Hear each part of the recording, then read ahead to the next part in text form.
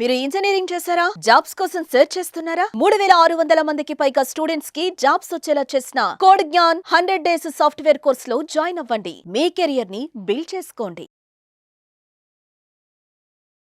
నమస్కారం అలగరి రవీంద్రనాథ్ గారు. నమస్తే అండి సిరి గారు. సార్, పహల్గామ్ లో జరిగిన సంఘటన ఏదైతే ఉందో ప్రపంచ దేశాన్ని ఉలిక్కిపడేలా చేసింది అని చెప్పొచ్చు. అండ్ అదే విధంగా అమాయకులైన 26 మంది హిందువులని ప్రాణాల బలి తీసుకోవడం కూడా మనం చూస్తూ ఉన్నాం. అందులో భాగంగానే అలా జరిగినందుకు భారతదేశం దాని మీద ప్రతీకారం తీసుకోవాలి అని అనుకుంటుంది. ఏ రకంగా తీసుకోబోతుంది? దీనికి సంబంధించిన పూర్తి వివరాలు ఏంటి సార్? నరమాంస భక్షకులు అని మనం పుస్తకాల్లో, చరిత్ర పుస్తకాల్లో, కథల్లో కూడా చదువుకున్నాం. మనిషిగా బ్రతుకుతున్నటువంటి క్రూర మృగాలు అని చెప్పుకోవచ్చు ఈ ఉగ్రవాదుల్ని, ఈ యొక్క నరరూప రాక్షసుల్ని. అన్నెంపుణ్ణు ఎరుగని 5 సంవత్సరాల అమ్మాయి బర్త్డే రోజు అని చెప్పి ఆ అమ్మాయితో మొదలు పెట్టుకొని వయసునే తారతమ్యం లేకుండా కేవలం హిందూ అన్నటువంటి ఒకే ఒక ట్యాగ్ లైన్ ఉందని చెప్పి వాళ్ళ మీద అత్యంత కిరాతకంగా, పాశవికంగా, అసలు వెనక ముందు చూసుకోకుండా పాయింట్ బ్లాంక్లో గన్ను పెట్టి చంపడం అనేది ఏదైతే ఉందో, చంపడం కూడా కాదు, ఒక రాక్షస దమనకాండ చేసిన ఏదైతే విధానం ఉందో యావత్ ప్రపంచం కూడా ఈరోజు ఉలిక్కిపాటుకు గురిచేసింది. ప్రపంచ దేశాల్లో సర్వోన్నతమైన గురుస్థానాన్ని అలంకరించుకుంటే మన భారతదేశంలో ఇటువంటి సంఘటనలు జరగడం అనేది యావత్ ప్రపంచాన్ని కూడా కాస్త నిశ్చేష్టను గురిచేసింది.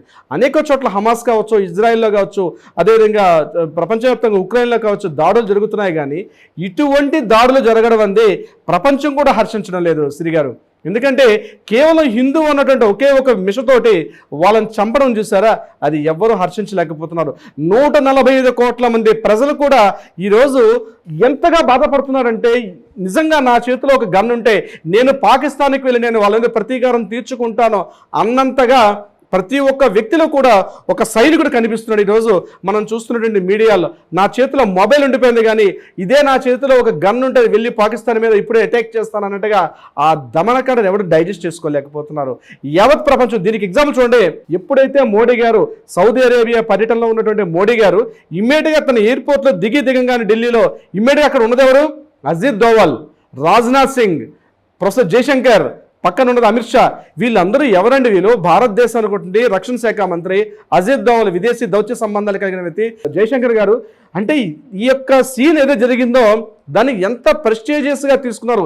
ఇంకా ఆయన ఇండియాలో అడుగు పెట్టలేదు, అప్పటికే మంతనాలు జరిగాయి. వెంటనే రాజ్నాథ్ సింగ్ గారు కూడా ఇమీడియట్గా ఒక స్టేట్మెంట్ కూడా రిలీజ్ చేశారు. మేము ఇవ్వబోయే రివెంజ్ కూడా సాధారణంగా ఉండదు, ఒక రేంజ్లో ఉంటుందని చెప్పారు. చెప్పడమే కాదు, దాన్ని నెక్స్ట్ డే మార్నింగ్ ఆచరించి కూడా చూపించారు. అందులో ప్రధానంగా వాళ్ళు 5 స్టెప్స్ అయితే తీసుకున్నారు. నెంబర్ 1 స్టెప్ సింధు జలాల యొక్క ఒడంబడిక. 1960లో తీసుకున్నటువంటి పాకిస్తాన్కి, కరాచీకి, రావల్పిండికి వెళ్లాల్సినటువంటి ఏదైతే సింధు జలాల వాటర్ ఏదైతే ఉందో, ముఖ్యంగా పంజాబ్ అంటాం. పంజాబ్ అంటే 5 నదులు, రావి, జీలం, చీనాబ్, సట్లెజ్, బియాస్.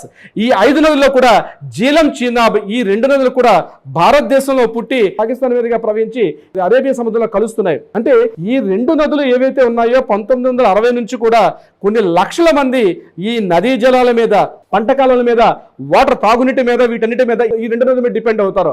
అటువంటి 2 నదులను కూడా ఆ వాటర్ సింధు జలాల ఒడంబడిక ఏదైతే ఉందో 1960లో తీసుకున్నటువంటి ఏదైతే ఒడంబడిక ఉందో మేము ఇమీడియట్గా దాన్ని ఖండిస్తున్నాం. వాటర్ సప్లై లేదు అని చెప్పి ఈ రోజు మార్నింగ్ మనకి దౌత్యాధికారులు లిమిట్ గా బయటకు చెప్పడం జరిగింది. అందులో ప్రధానమైనటువంటి ఈ సింధు జలాల ఒడంబడికను ఏదైతే ట్రేస్ చేయడం చూసారా, అది చాలా పవర్ఫుల్. రెండవది, భారతదేశంలో ఉన్నటువంటి పాకిస్తాన్ వాళ్ళు ఎవరైతే ఉన్నారో, పాకిస్తాన్ సిటిజన్స్, పాకిస్తాన్ పౌరులు ఎవరైతే ఉన్నారో, మే 1వ తారీఖులోగా భారతదేశాన్ని ఖాళీ చేసి మీ స్వస్థలానికి వెళ్ళిపోవలసింది. అంటే దిట్ ఇండికేట్స్ ఒక వార్ డిక్లేర్ కాబోతుంది అన్నట్టుగా ఒక ఇంటిమేషన్ కూడా నిన్న హోమ్ మినిస్టర్ గారు డిక్లేర్ చేశారు. పాకిస్తాన్ పౌరులు ఎవరున్నా సరే ఇమీడియట్ గా మీరు ఇక్కడ నుంచి భారతదేశం నుంచి విడిచిపెట్టి వెళ్లాల్సిందిగా ఆదేశాలు జారీ చేశారు. At the same time third point, ఎక్కడైతే దౌత్యాధికారులు ఉన్నారో, దౌత్యాధికారులు ఏ ప్రాంతం ఉన్నారో వాళ్ళు దాన్ని పెర్సోనా నాన్ గ్రేట్ అంటారు. ఇదొక రకమైన సమన్స్ అనమాట. కోర్టు ఎట్లయితే సమన్స్ ఇష్యూ చేస్తుందో అదే విధంగా పెర్సోనా నాన్ గ్రేట్ సమన్స్. అంటే విదేశీయులు భారతదేశంలో దౌత్యాధికారులకి మీరు ఇలా చేశారు కాబట్టి మేము మీ ముందు రివెంజ్ తీర్చుకోబోతున్నాం, ఎందుకు తీసుకోకూడదు చెప్పండి అని చెప్పి పెర్సోనా నాన్ గ్రేట్ అన్నటువంటి సమన్స్ ని విదేశీ దౌత్యాధికారి, ముఖ్యంగా పాకిస్తాన్ దౌత్యాధికారి కార్యాలయం మీద ఇమీడియట్ గా సమన్స్ జారీ చేశారు. మన దౌత్యాధికారి ఇండియన్ ఎంబసీ మొత్తం కూడా అటాక్ చేయడం జరిగింది. ఇదే కాకుండా ఎక్కడెక్కడైతే భారతదేశంలో ఉన్నటువంటి పాకిస్తాన్ పౌరులు కావచ్చు, వార్ డిక్లేర్కి ఎక్కడైతే బార్డర్ ప్రాంతం అన్నింటిలో కూడా ఇమీడియట్గా మన బ్రహ్మోస్ కావచ్చు, ఇటువంటి యుద్ధ విమానాల మోహరింపు కూడా ఇమీడియట్గా మిలిటరీ, నేవీ, ఎయిర్ ఫోర్స్ ఈ 3 రంగాల్లో కూడా చెప్పడం జరిగింది. ఇవన్నీ ఒక పాటలో ఉంటే జమ్మూ అండ్ కాశ్మీర్ దగ్గర కూర్గాం ఈ ప్రాంతంలో ఆల్రెడీ ఎన్కౌంటర్ జరుగుతుంది.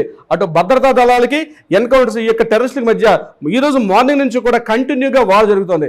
ముఖ్యంగా గుర్తుపెట్టుకోండి, మన యొక్క ఆ రోజు జరిగిన సంఘటన ఏప్రిల్ 22వ తేదీ ఉదయం 10:45 ఏ సంఘటన అయితే జరిగిందో ఆ టైంలో 7 ఈ ముష్కర మూకలు ఏదైతే పార్టిసిపేట్ చేశారో అమానుషంగా 28 మందిని దారుణంగా పాశవికంగా ఎవరైతే చంపారో ఆ 7 మీద కూడా విత్ ఇన్ మినిట్స్ లో ఎప్పుడైతే ఫోన్ ఇన్ఫర్మేషన్ వెళ్ళిందో ఇమీడియట్ గా మన భద్రతా దళాలు ఆన్ ద స్పాట్ లో 3 లేపేశారు. On the spot out of 7 members లో 3 క్రూరంగా చంపేశారు.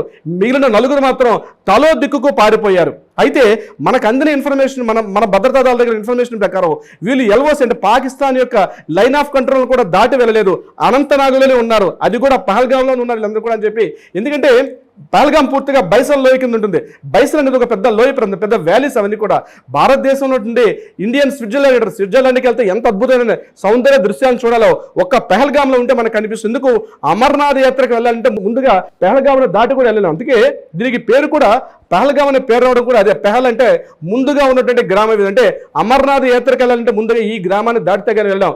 ఇది మనందరికి కూడా ఒక అద్భుతమైన పవిత్రమైన స్థలం పహల్గాం అనేటువంటి ప్రదేశం. కేవలం 6,000 మంది జనాభా ఉన్నారు, అత్యంత తక్కువగా 6,000 మంది జనాభా ఉన్నటువంటి ఒక ప్రదేశం ఈ యొక్క మైదాన ప్రాంతం. అద్భుతమైన సౌందర్యం, నభూతో నభవిష్యత్, భూమి మీదే స్వర్గం విలసిల్లిందా అన్నట్టుగా ఉంటుంది ఆ ప్రాంతం నుండి.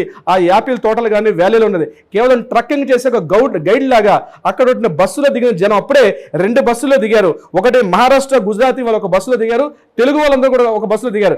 దిగి ఆ ప్రకృతి సౌందర్యాన్ని చూస్తూ ఆనందంగా కేరింతలు కొడుతున్న సమయంలోనే ఈ దమనకాండ జరగడం ఎవ్వరు కూడా హర్షించలేకపోతున్నారు. దట్టు కూడా అది కూడా హిందూస్ అనగానే మీ ప్యాంట్లు ఇప్పండి అని చెప్పి వాళ్ళ చేత బలవంతంగా ప్యాంట్లు ఇప్పించి నీ పేరు ఏంటి అని అడిగారు. నా పేరు సుదీప్ నన్హా అన్నాడు. ఆయన నేపాలి, కాల్చిపడేశారు. సుదీప్ అంటే హిందూ పేరు, కాల్చిపడేశారు. ఇంకొక ఆయన పేరు అడిగారు, నీ పేరు ఏంటి? నా పేరు మంజునాథరావు, కాల్చిపడేశారు. ఇంకొకరి దగ్గరికి వెళ్ళారు, నీ పేరు ఏం పేరు అడిగారు? నా పేరు పలానా చంద్రమౌళి, కాల్చిపడేశారు. ఇట్లా హిందూ పేరు కనిపిస్తే ఆన్ ద స్పాట్ అత్యంత అమానుషంగా చంపే ఏదైతే దమనకాండ ఉందో భారతదేశం చాలా ప్రెస్టీజియస్ గా తీసుకుంది. సర్జికల్ స్ట్రైక్ చేశారు, ఉరి చేశారు. ఎట్లాంటివైతే అంతకుముందు కార్గిల్ ఇష్యూలో కానీ అంటే -10 degrees, -20 degrees ఉన్న ప్రాంతాల్లో కూడా అక్కడ నిలబడి పాకిస్తాన్ అటాక్ చేసినట్టు పవర్ఫుల్ వెపన్స్, పవర్ఫుల్ ఒక్కొక్కరు కూడా ఒక్కొక్క బ్రహ్మోస్ లాగా మన వీర సైనికులు అక్కడ ఉన్నారు. అంటే ఇక్కడ టిట్ ఫర్ టాట్ అంటే వాళ్ళని చంపడం కాదు, ఇక్కడ దీని వెనక ఉన్నది ఎవరు? లష్కర్ ఎ తోయిబా, జైషే మహమ్మద్. ఇప్పుడు చేసింది ఎవరు? టీఆర్ఎఫ్ అంటే ద రెసిస్టెన్స్ ఫ్రంట్. ఇదొక ముఠా. వీళ్ళందరూ కూడా లష్కర్ ఎ తోయిబా వాళ్ళు, ఐసిఎస్ నుంచి వీళ్ళందరూ కూడా ఈ ముజ్బుల్ హిజాయిద్ని వీళ్ళందరూ కూడా ఒక గ్రూప్గా ఏర్పడి హిందూ అంటే అమర్నాథ్ యాత్ర ప్రయాణికుల మీదే 2000 సంవత్సరంలో ఒకసారి వార్ జరిగింది, మరలా 2025లో ఈ రోజు ఈ సంఘటన జరిగింది. ఇప్పటివరకు ఇంత దారుణ సంఘటన లేదు. అప్పుడు కూడా 30 మందిని చనిపోయారు 20 years బ్యాక్ కూడా. అది కూడా భారతదేశంలో అమెరికా యొక్క వైస్ ప్రెసిడెంట్ అయినటువంటి జేడి వాన్స్ ఎప్పుడైతే భారతదేశంలో పర్యటన చేస్తున్నారో ఇదే సమయంలో భారతదేశంలో మోడీ గారు కూడా లేరు, సౌదీ పర్యటనలో ఉన్నారు. అక్కడ పాకిస్తాన్లో కూడా ఆయన కూడా టర్కీలో ఉన్నటువంటి ప్రధానమంత్రితో మంతనాలు చేస్తూ అంటే మాకు సంబంధం లేదు, మేము ఈ దేశంలో లేనట్టుగా పాకిస్తాన్ వాళ్ళు ప్రపంచానికి ముందు మేము చాలా అమాయకులు అని చూపించుకునే ప్రయత్నం చేశారు. కానీ అసలు విషయం ఎప్పుడు బయటపడిందంటే ఎప్పుడైతే మన భద్రతా దళాలు ఆ అవుట్ ఆఫ్ 7 members లో 3 ఎప్పుడైతే చంపారో ఆ చంపిన దగ్గరికి వెళ్ళి గట్టిగా అడిగినప్పుడు వాడు చెప్పాడు, నేను పాకిస్తానీని, నా భాష ఉర్దూ, నేను కశ్మీరీ మాట్లాడుతున్నాను, ఎందుకు ఇక్కడ చంపడానికి వచ్చావంటే భారతదేశంలో హిందూస్ అంటే మాకు చాలా చాలా క్రౌరీ ఉంది, ఇక్కడ ఈ ప్రాంతం డెవలప్ కాకూడదు ఉద్దేశంతో మేము ఈ ప్రాంతం అటాక్ వచ్చామని చెప్పు. ప్రతి హిందువు కూడా ఒక్కొక్క వీర సైనికులాగా ఆలోచించిన రోజు నాడే ఈ దేశంలో శాంతి సామరస్యం నెలకొంటుంది. కానీ కుహానంలో సెక్యులర్ వాదులు మొత్తం భారతదేశంలో దయచేసి ఆలోచన విధానం మానుకోండి. నేను ఒకటే చెప్తున్నాను ఈ వీడియో ద్వారా, సెక్యులర్ భావాలు మార్చుకోండి. అంటే నేను విద్వేషం పెంచుకోవద్దు, మత సామరస్యం పెంచుకోవడం కాదు నేను చెప్పేది. మన మతం ఏదైతే ఉందో, మన హిందూయిజం ఏదైతే ఉందో దాని మీద కాస్త ప్రేమను పెంచుకోండి. ఎంత దమనక నిన్న వెస్ట్ బెంగాల్లో జరిగిన దారుణ సంఘటనలు, గుజరాత్లో జరుగుతున్న దారుణ సంఘటనలు, కానీ మొన్న రీసెంట్గా ఆంధ్రప్రదేశ్లో జరిగిన కొన్ని సంఘటనలు ప్రతిదీ కనిపిస్తుంది. ఈ రోజు రాబోయే రోజుల్లో ఇది భారతదేశం మీద దాడి కాదు, హిందూయిజం మీద జరిగే దాడిగా నేనైతే నా సొంత అభిప్రాయం నేను చెప్తున్నాను. అయితే భారత్ ఎటువంటి ప్రతిస్పందన చేస్తుంది, దీని మీద భారత్ ఎటువంటి రివెంజ్ తీర్చుకోబోతుంది అనే విషయం మీద యావత్ ప్రపంచం కూడా భారత్ పూర్తిగా చూస్తుంది. ఇక్కడ గుర్తుపెట్టుకోండి, ఒక దేశాన్ని నిర్వహించాలంటే డైరెక్ట్ అటాక్ చేయడం కాదు, ఆ దేశాన్ని ఒంటరితనం చేయాలి. ప్రపంచ దేశాల దృష్టిలో ఆ దేశాన్ని ఒంటరితనం చేయాలి. అదే పని ఈ రోజు భారత్ చేసింది.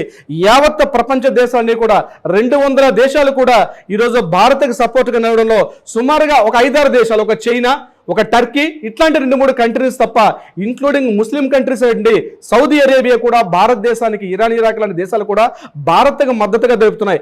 ఉగ్రవాదాన్ని ఖండించాలి. భారతదేశం జరిగిన ఏదైతే ఈ ఉగ్రవాద దాడి జరిగిందో యావత్ ప్రపంచం కూడా ముక్త కంఠంతో నిలబడే తన వైపు నిలుచుకునే ప్రయత్నం చేసింది ఈ రోజు భారత్. రెండో పార్ట్, ఆ యొక్క నదీ జలాలు ఏవైతే ఉన్నాయో ఆ దేశాన్ని ఇప్పుడు లాహోర్కి వెళ్తున్నటువంటి రావల్పిండి, లాహోర్, హైదరాబాద్, పాకిస్తాన్లో ఉన్న హైదరాబాద్, ఈ ప్రాంతాలకు ఏదైతే సాగునీటి వాటర్ కావచ్చు, లేకపోతే వ్యవసాయ ఆధారిత ఈ పంటలకి ఇమీడియట్గా ఎప్పుడైతే వాటర్ ఆపారో మరిచి కొద్ది రోజుల్లోనే ఆ ప్రాంతం అంతా కూడా ఎడారిగా మారిపోయే అవకాశం ఉంది. ఇది కూడా ఒక పెద్ద రివెంజ్. ఇది కాకుండా పాకిస్తాన్ నుండి మన దేశ దౌత్యాధికారులు, అంటే మన దేశంలో నుండి పాకిస్తాన్ దౌత్యాధికారులు కూడా కొన్ని వేల మంది రోజు పాకిస్తాన్ యొక్క ఎంబసీ ముందు ఈ రోజు అక్కడ నిరసనకారులతో నిరసన తెలుపుతున్నారు. అంటే పాకిస్తాన్ని చక్రబంధం నిలిచే ప్రయత్నం చేశారు. డైరెక్ట్గా అటాక్ చేయడం ఉంది అందరూ అనుకుంటున్నారు, కానీ అది కాదు. డైరెక్ట్గా జరగాల్సిన డ్యామేజ్ కూడా తొందరలో చేస్తారు. ఆ స్టెప్ రాజ్నాథ్ సింగ్ యొక్క మాటలు తెలుస్తుంది. బట్ ఏదేమైనప్పటికీ కూడా ఈరోజు ప్రపంచం అనే చిత్రపటంలో పాకిస్తాన్ ఏకాకిగా మారిపోయే పరిస్థితి వచ్చింది. ఈ రోజు కూడా పాకిస్తాన్లో పెట్రోల్ లీటర్ ఎంతండి? 800 రూపాయలు. ఈ రోజు ఒక గుడ్డు కాస్ట్ ఎంతండి?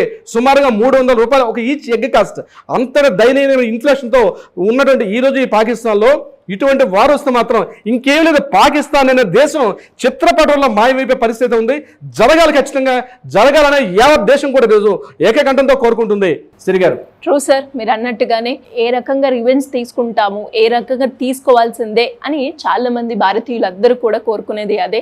అండ్ వాళ్ళకు కూడా ఇలా ఇంకొకసారి సంఘటన జరగొద్దు, ఇలాంటి రిపీట్ అవ్వద్దే అని కూడా వాళ్ళు కూడా అనుకున్నారు.